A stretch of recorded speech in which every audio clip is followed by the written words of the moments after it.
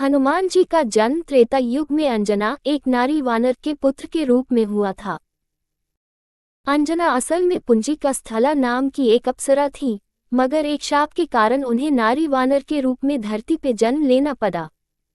उस शाप का प्रभाव शिव के अंश को जन्म देने के बाद ही समाप्त होना था। अंजना केसरी की पत्नी थी। केसरी एक शक्तिशाली वानर थे जिन्होंने एक बार एक भयंकर हाथी को मारा था। उस हाथी ने कई बार असहाय साधु संतों को विभिन्न प्रकार से कष्ट पहुंचाया था। तभी से उनका नाम केसरी पड़ गया। केसरी का अर्थ होता है सिंह। उन्हें कुंज सुदान, हाथी को मारने वाला, के नाम से भी जाना जाता है।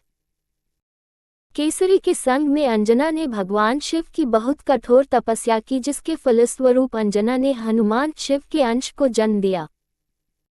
जिस समय अंजना शिव की आराधना कर रही थी, उसी समय अयोध्या नरेश दशरथ पुत्र प्राप्ति के लिए पुत्र कामना यज्ञ करवा रहे थे।